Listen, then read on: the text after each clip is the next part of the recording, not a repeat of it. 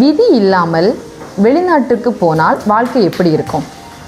ஒருத்தவங்களுக்கு வெளிநாட்டுக்கு போகிறதுக்கே விதி இல்லை, ஆனால் அவங்களோட காலமும் மனதும் அவங்கள அந்த ஓட்டத்துக்கு தயார்படுத்தி போகணுங்கிற சூழ்நிலையில் அவங்க அகப்பட்டாச்சு. சரி, அடுத்த கட்டமாக என்ன? அவங்க ஏதோ ஃப்ளைட் டிக்கெட்லாம் எடுத்து கஷ்டப்பட்டு இங்கே வீட்டுக்கு போயிடுவாங்க. அந்த வெளிநாட்டுக்கு போனால் அவங்க வாழ்க்கை முறை எப்படி இருக்கும்? ஏன்னா அவங்களுக்கு விதியே இல்லையே, ஆனால் அவங்க போயாச்சு. போய் அவங்க வாழ்க்கை சுழற்சி எப்படி இருக்கும்? அந்த ஓட்டம் நமக்கு விதி இல்லாமல் ஒரு விஷயத்தை பண்ணும்போது அது மனசுக்கு திருப்தி தருமா, இல்லை பொருளாதாரத்தை தருமா, இல்லை ஒரு நிரந்தரமான ஒரு குடியிருப்பை தருமானா எதுவுமே இல்லைங்க, எதுவுமே தராது. விதி நமக்கு இல்லை அப்படின்னா அந்த நான் முன்னாடியே சொன்ன ஒரு வீடியோவில், எது நமக்கு விதியில் இல்லையோ மனம் அதை தான் ரொம்ப எதிர்பார்க்கும். அப்போ அந்த விதி இல்லாத விஷயத்தை நம்ம பண்ண போகும்போது நமக்கு என்ன நடக்கும் அப்படின்னா, துன்பம் ரொம்ப ஆட்படுத்தும்.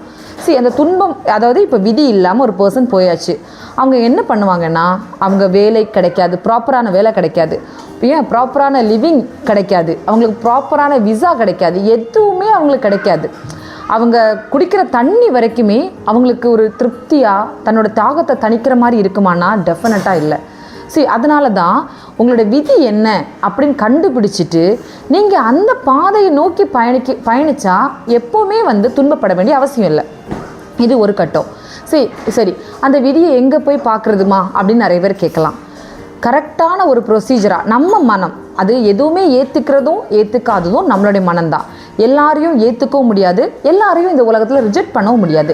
சில நம்பகத்தன்மையான பர்சன்ஸ், சில நமக்கு எல்லாருக்கும் இறைவன் எல்லாருக்கும் அறிவை தந்திருக்கான். அந்த அறிவை கரெக்டாக நம்ம பயன்படுத்தி எனக்கு இப்போ விதி இருக்கா, இல்லை இந்த விதியை மறுதளித்து நிறைய பேர் நிறைய செயல்கள் செய்வாங்க. இல்லை கண்டிப்பாக அப்படி இருக்கும், இல்லை இப்படி சில ஆட்களுடைய பேச்சுக்களை கேட்டுக்கிட்டு தவறான பாதைகள் போகிறதுக்கு முன்னாடி எனக்கு இப்போ வெளிநாட்டுக்கு போகிறதுக்கு விதி இருக்கா அப்படிங்கிறத பார்த்து தெரிஞ்சு புத்திபூர்வமாக அந்த காலகட்டங்களில் செய்தால் எந்த விஷயங்களும் துன்பப்பட வேண்டிய அவசியம் இல்லை.